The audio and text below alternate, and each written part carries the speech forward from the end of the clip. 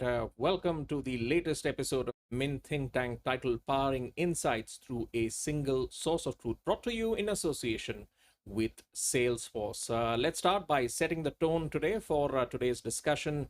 The marketing function is undergoing a rapid transformation, and business today have the responsibility of creating lifelong relationships with their customers as they engage with them in new and impactful ways. Now, in the aftermath of the pandemic, enterprises have been quick to embrace digital and have adapted to fast changing customer preferences and businesses landscapes that move from virtual to offline and now hybrid, something that they need to succeed in today's fast paced world. Now, in this landscape, the importance of a single source of truth can no longer be ignored. Today, business leaders can use the power of data and analytics to build stronger marketing campaigns that can transmit the message of the brand to the customer without being intrusive.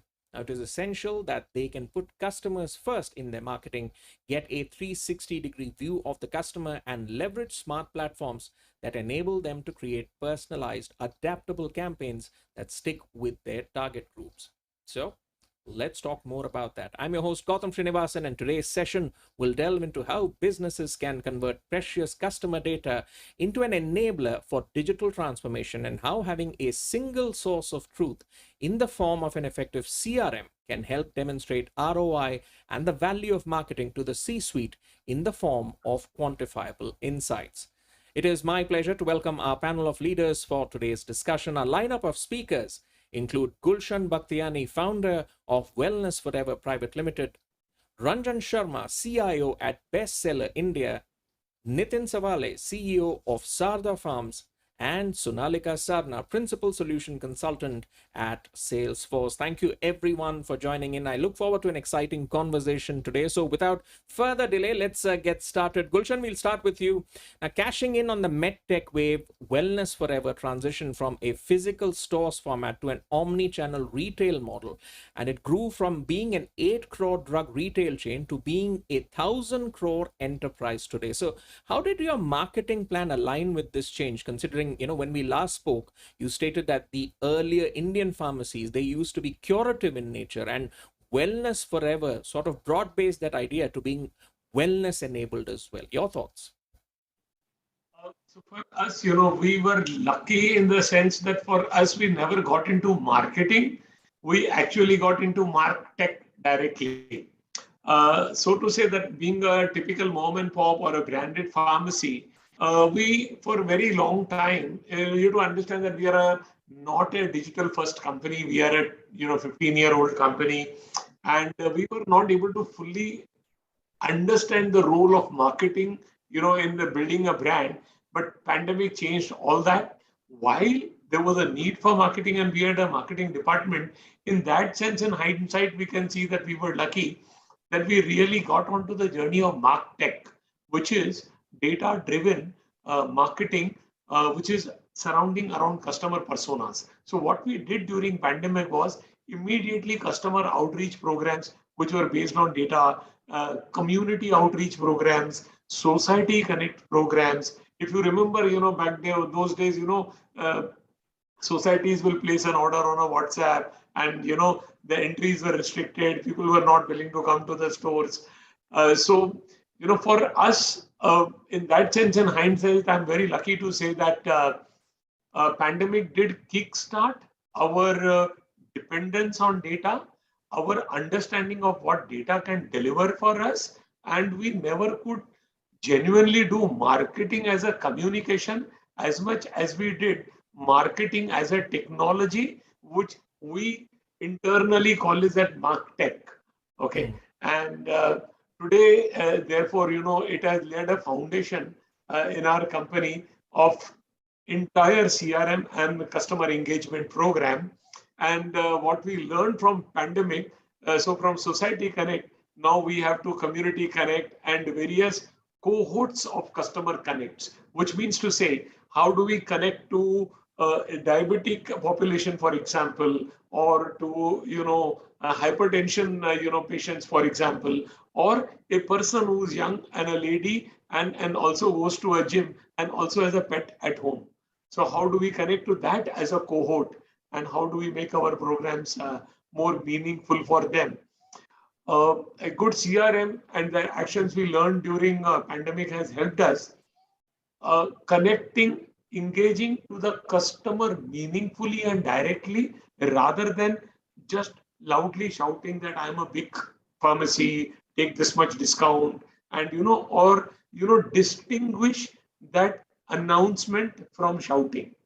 So Mm. therefore, while everybody would want to shout and create a noise, we would create an announcement, Any and use that case you much could of present on that, as in how you use, say, your CRM solutions to have better customer connects, because you kind of opened up the idea of pharmacies, right? As you mentioned, from just being a curative agent, it went into being an entire ecosystem of wellness. So could you give us some use cases into how a CRM solution helped you better connect with your customers? Sure. So for CRM, let's say Mr. X came to buy medicine.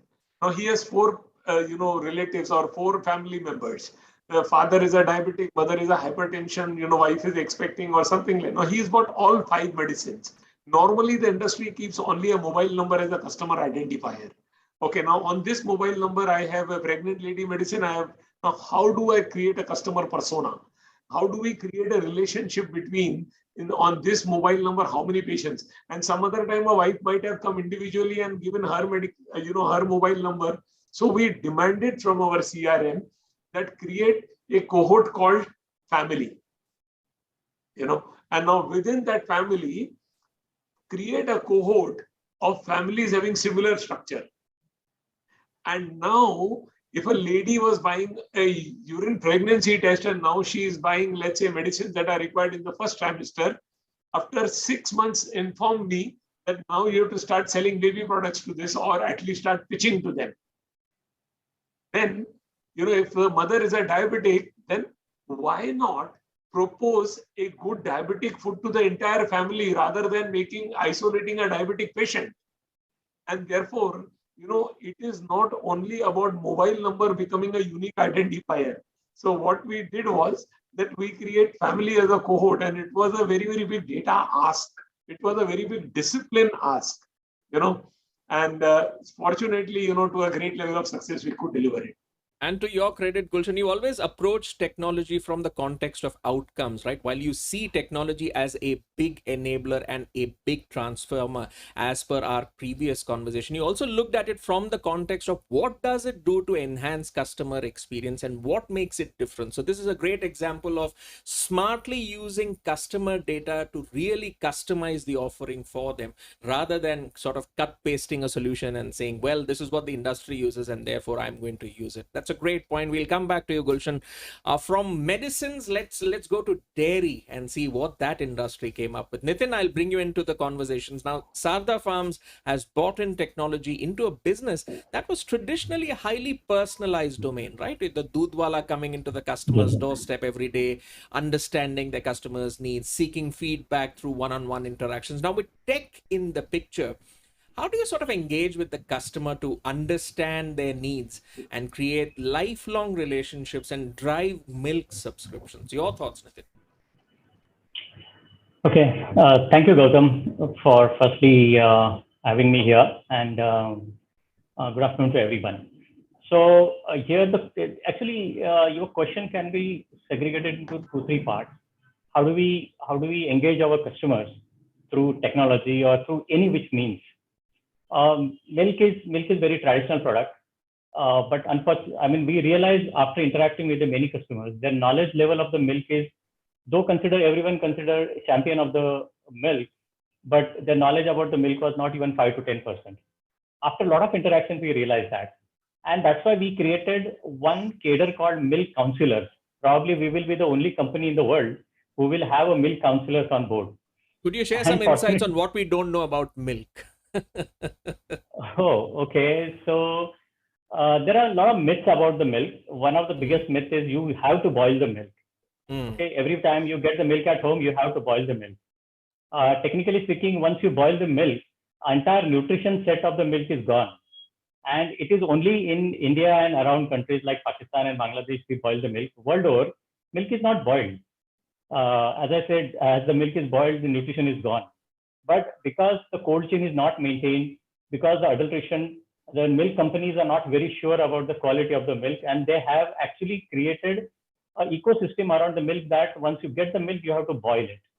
Mm. And because of that, there is so much of loss actually. Entire nutrition loss is there. I will say I make a lot of big claims in that case because entire India is actually nutrition loss happening because everybody in India is boiling the milk. Mm. We are the only company probably printing on the front side of the pack, no need to boil the milk, because we are very sure about our cold chain maintenance. We are very sure about, because we are farm to home milk company, and we are very sure about all that. Now, this is one of the biggest myths. There are many myths like that. So that's why we realized that we have to talk to our customer at length. So before pandemic, we used to go to their home and talk to them for hours. I mean, the 20 minutes of session would actually last long for 2 hours many at the time, because everyone was so zapped. Okay, so much I don't know about the milk.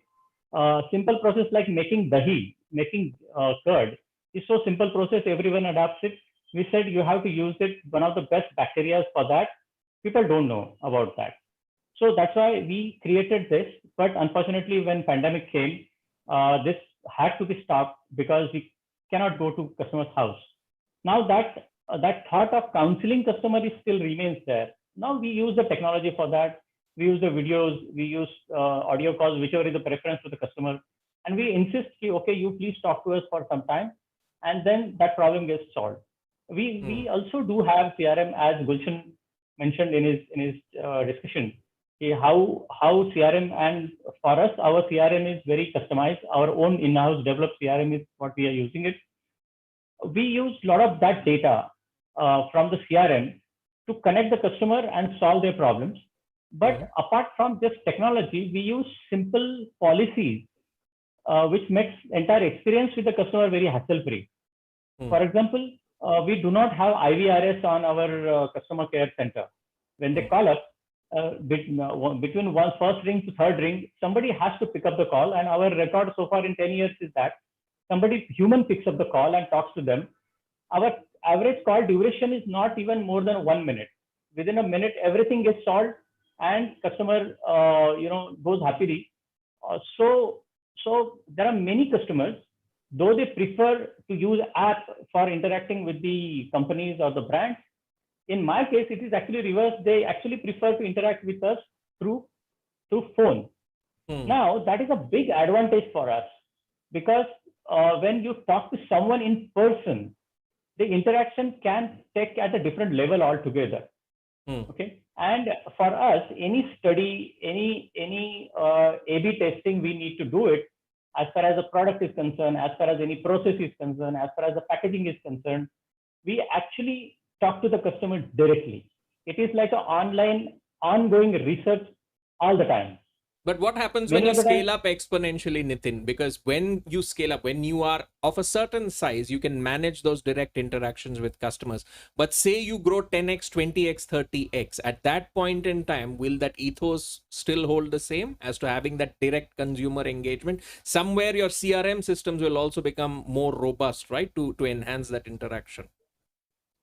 yes, of course, the CRM system has to give you the data of the customer about entire interactions, their preferences, their choices of the product, their choices of delivery system, their choices, everything. That entire set of information has to be there in front of the caller, our customer center executive, and then only it is possible to make them that less than a minute call. Now, I agree with you in the sense that, okay, when you scale up, whether it will be possible or not to you, but if I use all these technologies to have that information in front of the customer center executive, it becomes very easy to solve all the problems. And that's why we always try and keep that interaction below 1 minute. And we Mm. always try and do why this interaction is crossing more than 1 minute or 2 minutes or 3 minutes.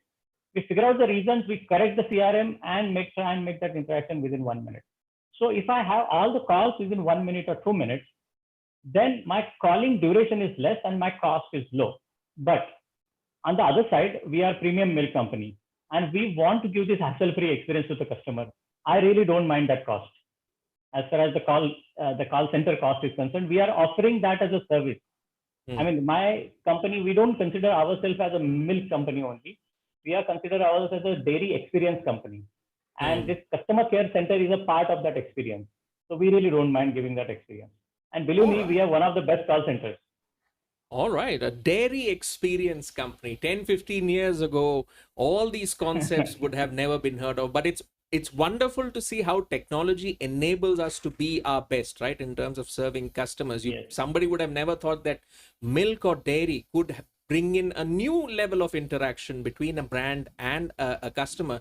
But there are customers who want that discerning experience, who want a premium experience. And today we learn from you that milk doesn't need to be boiled. I'm sure that's revelatory for a whole lot of people who are watching this. So those kind of insights which come in, that's what we're looking for as to how it makes a business enhanced. And we go from milk to dairy experience. That's a fantastic example right there. We've covered healthcare, we've covered dairy. It's time to go to fashion. That's another battleground altogether. Ranjan, let me bring you in now. Understanding the fashion industry in India is notoriously difficult today, considering the wide variety of customer preferences across cities and towns. Now, businesses have customer insights pouring in from various sources, and the concept of a single source of truth that has become essential for analytics and measurement, as it is necessary to know which data is being used for decision making. But how do you arrive at that point of being confident in, say, replacing that gut instinct with technology based inputs to understand your customers better? Your thoughts, Ranjan? Hey, good afternoon, everyone, and thanks, Gautam, for that question, because it's far more becoming more and more relevant due to the omni-channel, the social commerce, conversational commerce, so much of commerce that's coming in. In fact, today people talking about store, which used to be always called as a premium offline experience, becoming a commerce again. That's getting converted into a commerce. So there is so much of data that is coming in from all sides of the businesses. Uh, and the social behavior of the customer, every interaction that we have, every time he clicks onto any of the digital assets or the digital channels. But what's important is what do you do with the data and how do you assimilate that data to start making sense of it, and what is a relevant information that you should, and what is the decision you're taking basis that. That's a key. Bringing all of this data together into one single place, combining them together, churning out right information to make decisions in terms of how you serve that customer, how do you engage with that customer, when do you reach with that customer, through which channel you reach to that customer, and maybe the customer could have started his journey in different places. So he could have started his journey on maybe through a Google search, went to your website, done some research there, went to your conversational commerce, added something into the cart, and ended up at the store. How do you still make sense of that data and help your store associate to be able to take the right decision to help him what he needs as a customer? That's the key, because that's a dynamic world, and this could be happening within seconds, within fraction of seconds, because he could be just standing outside the store within the mall and doing his research, uh, and bringing them all together in the flash to the associate at the store, to the fashion consultant at the store, is a humongous task that we have in terms of getting the store associate or the fashion consultant to be able to recommend the right product to the customer. Because let's accept the fact the customer today doesn't have enough time to spend hours and hours at the storefront. Hmm. The customer is taking decisions every minute across different channels, wherever and he's leaving different footprints across different digital assets as well as in stores. How do you capture whatever footprints he's leaving at the store? And that's becoming critical. It's not just a huge effort in terms of bringing in all this data together, but also training your people to how to use that data, because that's the key. Data will So how not make does your sense if CRM it's play work then? Because as you said, for you, the game is exponentially tougher, right? Because in a sense, shopping used to be, say, a planned experience. These days, it's an unplanned experience, right? I feel like it. I'll just go and see what's on offer. If I like something, I might buy it. There are micro moments. It's not like something you dressed up and you went out and said, all right, I'm going to do my shopping. So from a CRM play perspective, how have you raised your game to make sure that you deliver the right kind of advice to your customers and empower your employees to make sure that they have the right kind of information to service that customer? So multiple things that we are trying to do. We've still not been able to reach at the storefront to be able to empower our store associates to be able to do this in a very great way. There are insights that we are creating. We do in terms of training our store associates, our fashion consultant, in terms of what kind of customers, and if this is what they are talking about, this is what they are looking, because we've created certain personas, and basis those personas, we are going deeper down into those personas in terms of which store. So maybe if it's a Linking Road store in Mumbai versus a Palladium store, what kind of customer is going to walk in, and if what kind of things that the customer is talking, what is it that you should actually showcase to him? What is it that you should position to that particular customer? Is that what we're doing? On the digital assets, there we still have a lot of control because technology has taken over in terms of being able to make recommendations, make personalization, the experience personalized for that particular customer. But the storefront, still there's a lot of journey, there's a lot of work that needs to be done, because this data, and also keeping in mind that this life of a fashion consultant at store is very short, especially during in the last few years, the way how the whole fight for the right talent has actually, the war for talent has begun. Training people using digital mediums, using personas, using different case studies is becoming more and more important to be able to equip our store associates. And then whatever, our product is also something where we launch fashion every week. Now, every week when you're launching fashion, you are also supposed to train about that particular product in terms of what that product means to which customer and how you should position, how you should actually, because we are also selling wardrobes. We're not just selling a t-shirt or a jeans or a shirt. You've got to position a complete wardrobe to a customer. So how do you also enable the cross-selling and upselling, which is primarily called the looks? We try to sell a look to a customer. How do you do that from a technology parlance and from a physical parlance across other stores? And now we're trying to take this back to our franchisee channels, which is in the tier 3, tier 4 cities as well, where we are trying to equip with some amount of information, using a lot of our learning and development tools to be able to equip our people at the shop floor. All right, we've got great insights coming in from three very diverse sectors. So let me get in an enabler's perspective in right now. So Nalika, let me bring you in. You've heard Nitin, Gulshan, and Ranjan kind of share their experiences, their use cases, and in a sense, their best practices with a variety of themes being covered. Taking the discussion forward, in your opinion, first, your response to what they said, and what kind of tools can enterprises capture to unify and activate data to build relevant experiences for customers? Your thoughts, Sonalika? Thanks, Gautam, and it's a pleasure being here among the industry stalwarts. And I'm so glad to be hearing the terms that I really like to hear, which is, we are capturing data. I never expected Nitin sir to say that even in a traditional industry like what they are, and what he shared about milk, there is so much emphasis on data. And what was good to hear is that this has become a norm, that the cognizance of the fact that data is important, but what each one of them are trying to do with the data is so amazing. So I'm so glad to be hearing from everybody. Now, coming to the second part of the question, which is what are the enablers to be capturing data? So I think we have to look at from two perspectives. That when a customer interacts with a brand, every interaction is a moment when customer leaves data with us. Now, the simplistic systems are, of course, you have your front end CRM. That's your first point of contact, and they need to be mature so that the first level of data that the customers leave with you, which is, their phone numbers or their names, their email IDs. That's where you start building the basic profile. So CRM systems, service systems are very, very important because they are your first touch points. Now, they have been in the industry for a very long time. And we've seen, and we were all talking about marketing, the new generation of systems are customer data platforms. I think that's the buzzword today, and I'm sure everybody is hearing about them. And people often ask me that we have a data warehouse in our organization. We are pouring all the data that we are collecting. Why do we need customer data platforms? We need customer data platforms precisely for the objective that Ranjan, Nitin, and Gulshan have, which is to differentiate that experience of when I am a customer calling to you, I expect you to know me. If I've given you a call the first time around, you should have my transaction or you should have the context of the relationship with you.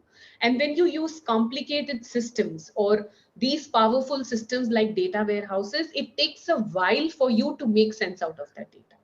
So not saying that, it's not a good system. You absolutely need the data warehouses, you need the data lakes, but what you need today is speed. What you need today is simplicity, so that you can quickly churn out that data and let your call center know this is the insight about the customer. This is that one important thing that you need to know about your customer to have that great conversation. That is what customer data platform solutions like customer data platforms help you do.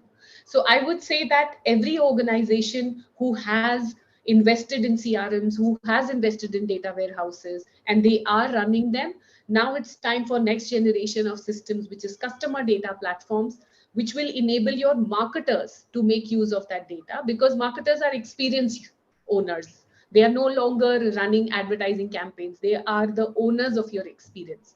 And when you make that data available to them, that's when this truly omni-channel personalization happens. So that's what I would suggest or recommend to for companies to start looking at now.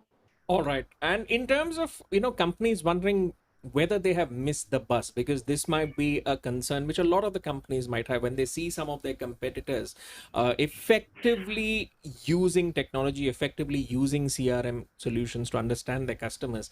They might feel, am I going to be able to catch up to my competitors who have already done it? What's your message to those enterprises, Sonalika, who might think that they might have missed the bus? What would you say to them? I would just say that every step in the right direction is progress, right? Hmm. So I don't think, I think every organization should set their own pace. Every organization understand their business more than a technologist like me. So everybody decides their own pace.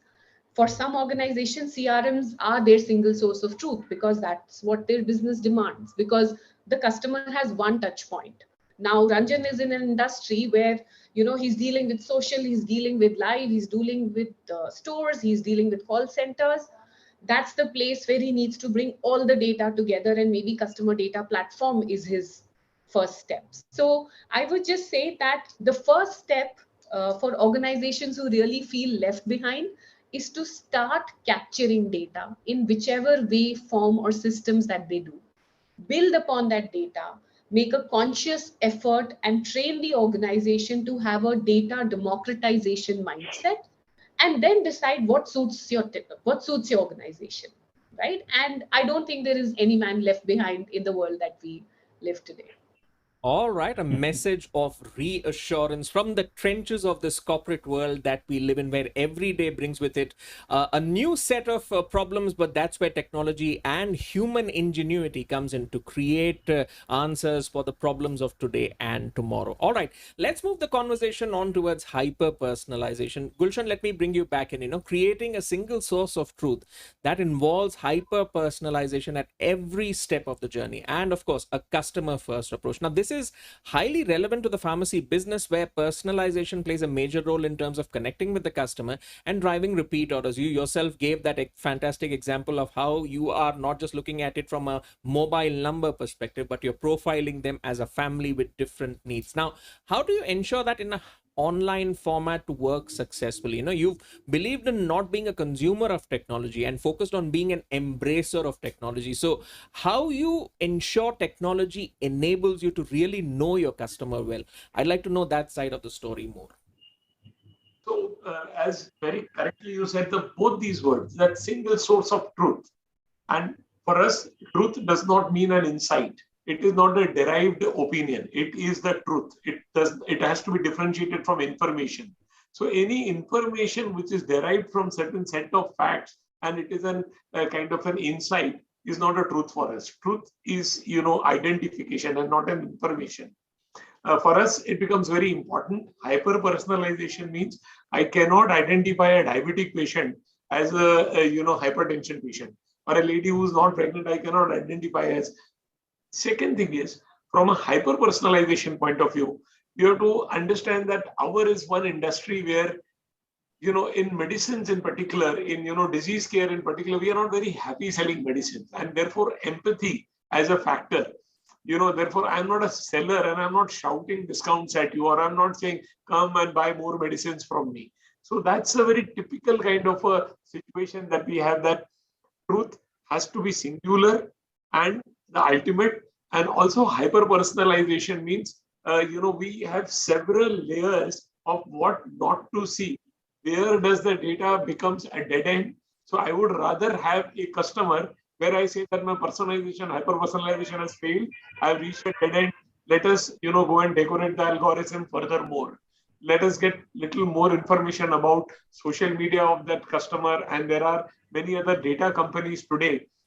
We are, working with one such company where we're getting about 78 parameters from a social, media for that customer to eventually assert in the, the actual truth. Now, coming on online consumption, it is not only about the customer, knowing your customer, but also the customer behavior, which means to say, if a mother is buying a baby powder, should I definitely show only a baby soap, or there is so much sitting in her, behavior that, adjacencies have to be calculated, and hence, apart from profiling the customer, we have profiled our products such that adjacencies, that means if you come on us, let's say our app and somebody else comes, they would see different adjacencies. They would see different recommendation, even if the buying history is exactly the same. Second is the medicines reminders. We predict, okay, this man is taking this medicine 3 times daily or maybe 2 times daily. And then the whole idea is about being empathy. Rather than telling you that I'm going to give you 20% discount, I would give you meaningful information about what not to do. And, so those are a few things, which we are seeing that on an online portal are. That's our way of approaching our customer, and the two words you said, that knowing, a person from crowd, is so data may not be as important as an insight may be important. An insight and truth are two different worlds, and put together, we have to offer to a customer. All right. Combine insight and truth, and there's the promised land. And you've given an entirely new spin to that phrase, an apple a day keeps the doctor away. So let's move in that conversational direction of insight and truth. Let's add in trust as well. Nitin, let me bring you in. Building trust is an important factor for a business like yours, where you take pride in delivering the best quality, 100% pure, antibiotic and hormone-free milk to your customers' doorstep. So how do you use web analytics tools to gain a full understanding of customer needs, and at the same time ensure that the data remains safe and compliant? All of this, how does it work into your customer trust angle as well? Gautam, we agree that trust is the most important factor, because when FSSI says that 78% milk in India is adulterated, in that case, somebody with the purity stands out. And we also definitely wanted to maintain that stature of ours. And that's why our business model is also from farm to home. We do not use any intermediaries. We have our own farm, our cows, our processing plant, our distribution center. Even the last mile distribution is also handled by our own team. So there is no question of any adulteration or something like that. And we maintain the cold chain, as I discussed earlier also. All these things help us in building the trust. Definitely. These are the core of, delivery things, core of hassle-free delivery, what we do it. But now the question is, how do we use web analytics for that? Building the trust. Frankly speaking, Gautam, I don't know. We are not using it, to be very honest with you at this moment, because our customer acquisition part is concerned. We are currently having more of the physical, and some digital acquisition is there, and we have our own customer interaction platforms through which we interact with the customers. Our consistency is touching to 100%, 99.9% or 99.99%. We are very close to the Black Belt Sigma in as far as our core deliveries are concerned. So because of that, the trust is inherently built. In pandemic, when the entire almost all the delivery were closed down, I knew when the initial days of the pandemic, when even Times of India was not delivered to my house, Sada Farms delivered the milk. Okay, so in last 10 years of existence, I can proudly say not a single delivery I missed it. So that builds the trust in Sada Farms, and that's the way we try and building it the trust. We are now gearing up for all sort of online onslaught in terms of marketing is concerned, because we spent our entire time in last 8 to 10 years in building the farm and the cold chain and everything which can be consistently delivering it to the customer, because ours is very different business than any other business, in the sense that we are 365 days business. I can't falter on even Diwali day also I have to deliver the milk, or on a Sunday also I have to deliver the milk. So on the backend side, the systems and processes, everything has to be so robust. My delivery assurance or the trust assurance has to be more than 100%. Then only we can actually go for the expansions. We feel till last year we did that, and since last 1 year we are on an acquisition mode, and now we are definitely looking at all sort of marketing activities wherein we will be acquiring the customer aggressively, and of course digital is one of them. Of course the web is one of them. We are using it, Google and all digital mediums and omni-channel mediums for acquiring the customers. But as far as the analytics is concerned, I'm sorry, I'll respond to you here. We are really not using it majorly, that part of it. But it's interesting to see how you have managed to kind of work the magic behind the scenes on connecting the brand promise with brand delivery. As you said, right, even if your local newspaper didn't arrive, your product was at your customer's doorstep. So there was a whole lot of technology behind the scenes working to make sure that that brand promise was fulfilled. No, in monsoons in Mumbai, you know how the situations goes bad. I have hundreds and thousands of photographs where my delivery team has delivered into not knee deep but neck deep waters and delivered it at the customers' houses. We have hundreds and thousands of customer feedbacks and reviews. They're saying, okay, we never expected milk will be delivered today, but the milk is delivered today. So that working on behind the scene, under the hood, is very important to build a robust processes. And that's what we worked on that. Our company is end-to-end digital right now. Even my cows, there are 1,200 cows are there. I know each and every health parameter of my cow. I think Gulshan can come someday to us and help us in that way, because we have we don't have a measurement for our human team, but I have every health data of my all cows.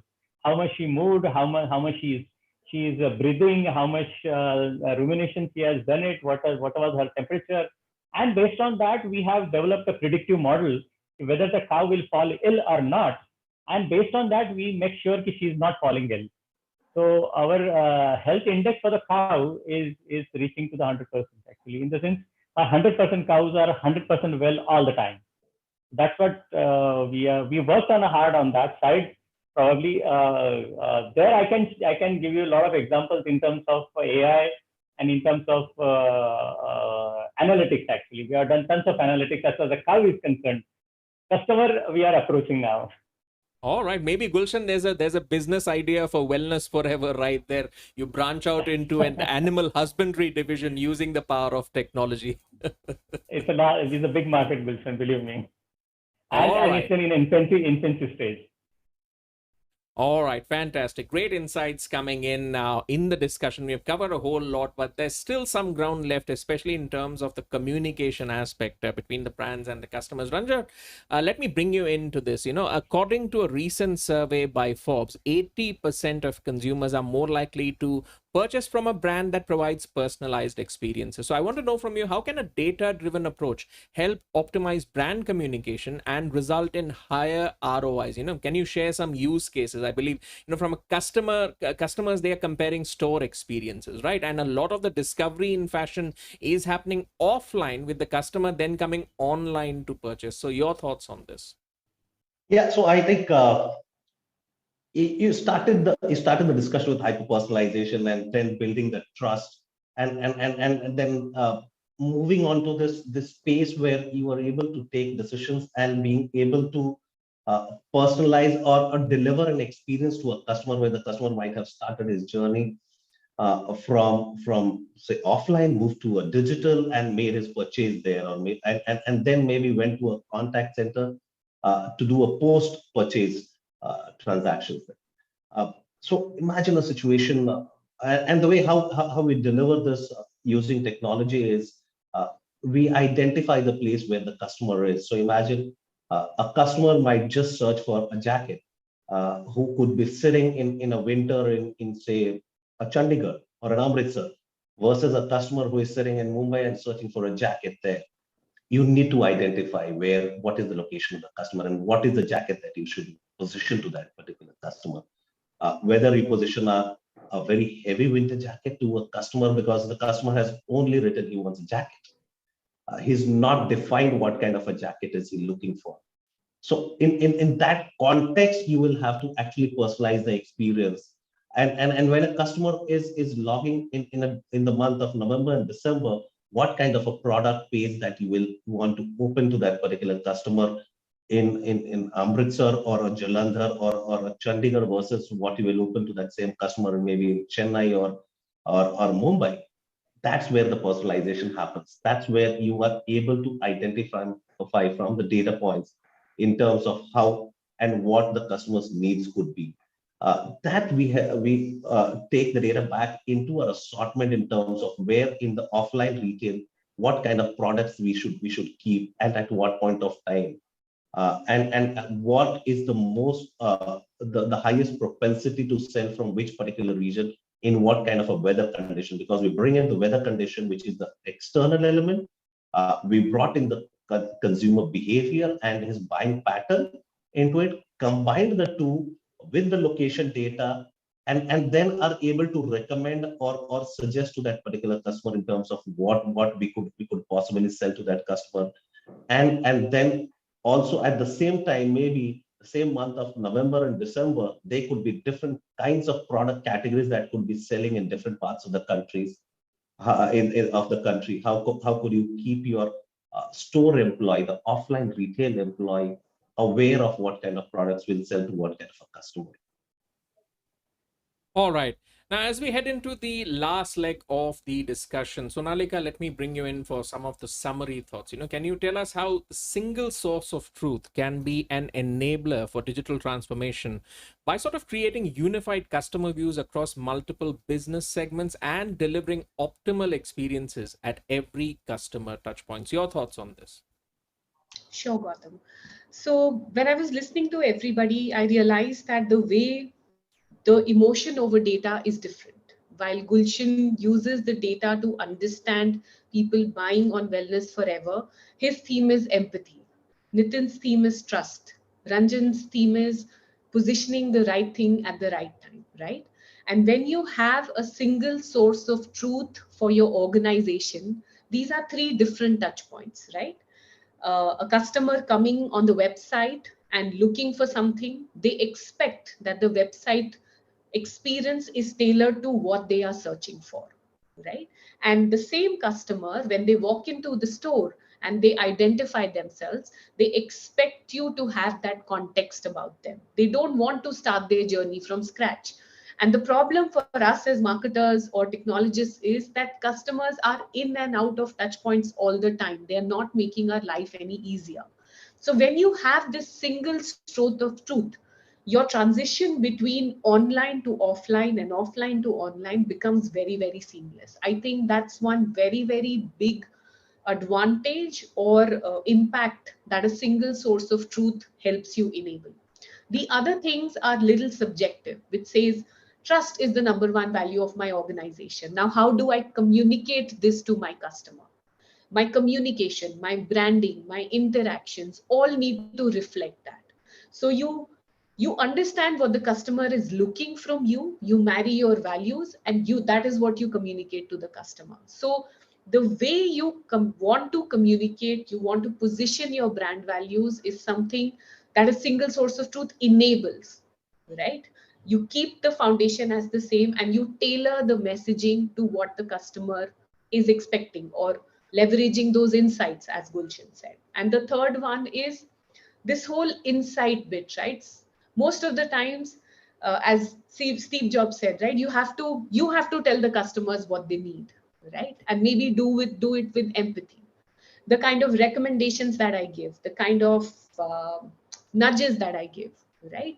When you understand the customer and when you have the single source of truth about the customer on, what are the preferences, what are the issues, what are the transactions, what is the behavior, when you have all that in one single place, is when you can have communications like these. So I would say that a single source of truth is the foundation on which everything else is built.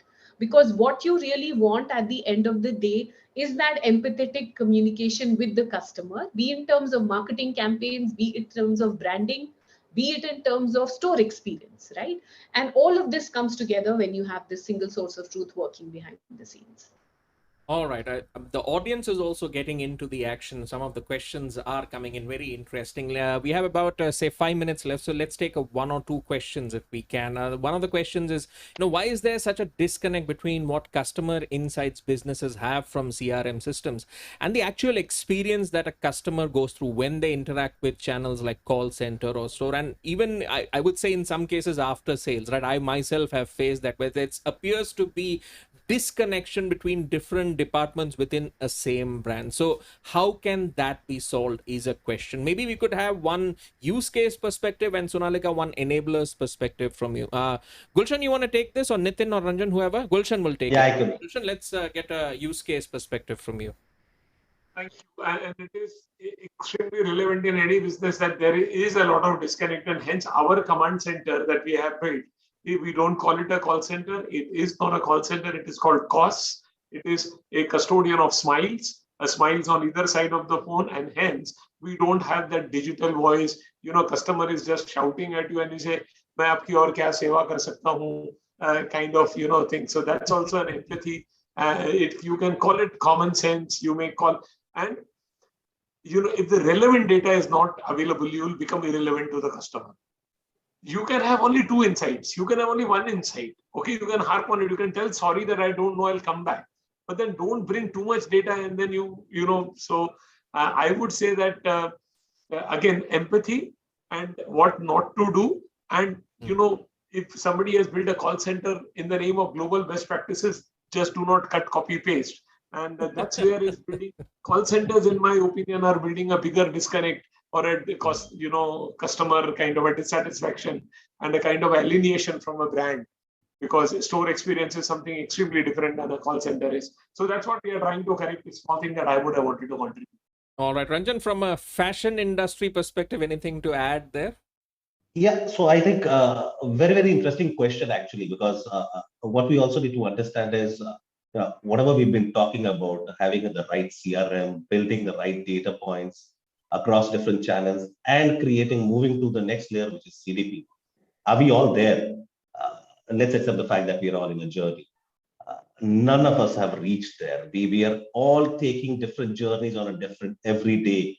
We are all building different channels. While we were busy trying to build the e-commerce channel, we realized omni-channel is the next big thing that we need to build.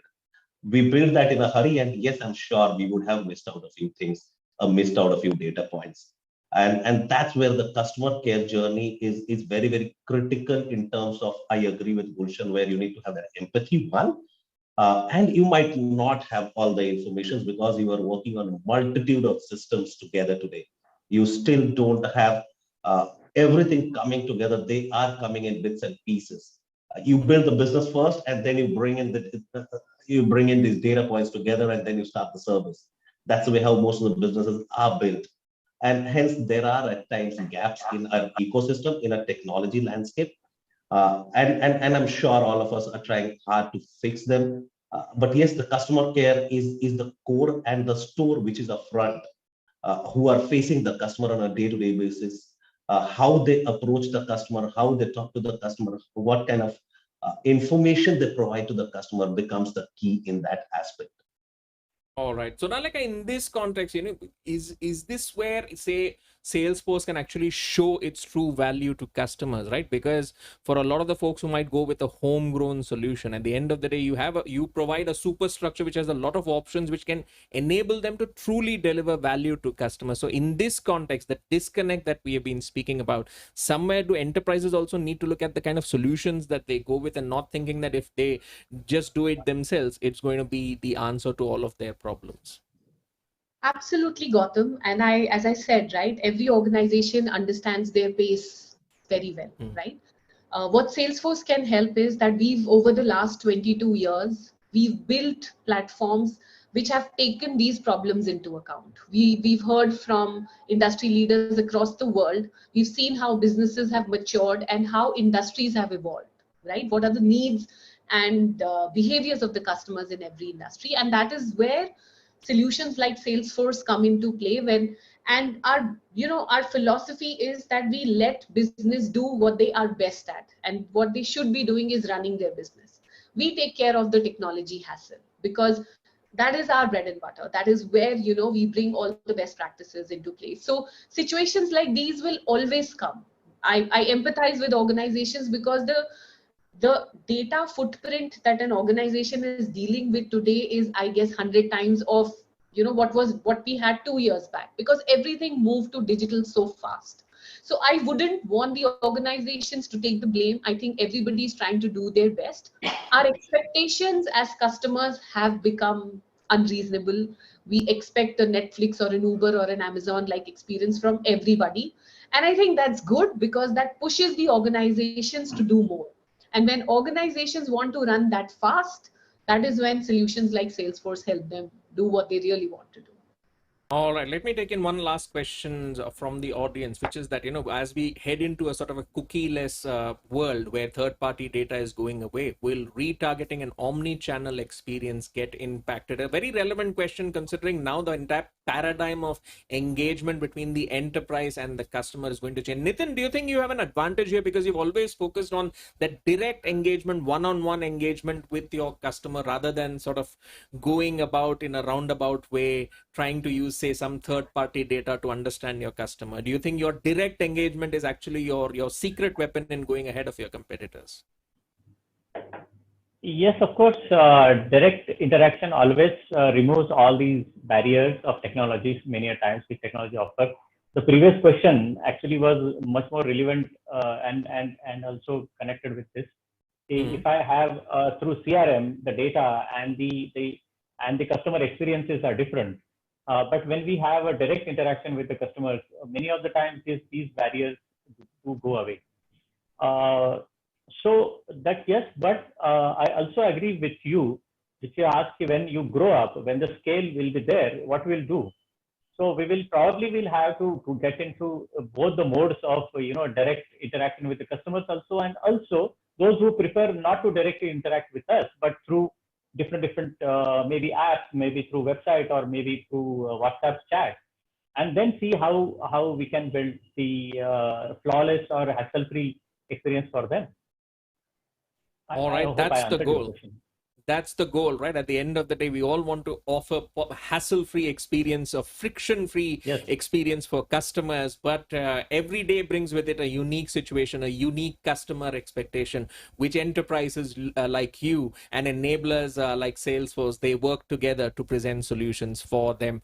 We can keep going on and on in this conversation, but unfortunately, we have run out of time. That brings us to the end of this episode of Mint Think Tank, titled Powering Insights Through a Single Source of Truth. I'd like to thank all of the panelists for joining us in this conversation and sharing with us some of their wonderful insights and stories from the trenches, as I said, from the corporate landscape. Thank you so much. And before we sign off, I'd also like to thank Salesforce for partnering with us for today's session. We'll be back with a yet another session soon. Till then, this is your host, Gautam Srinivasan, signing off. Have a great day, everyone. Thank you. Thank you. Thank you so Thank much. you, everyone.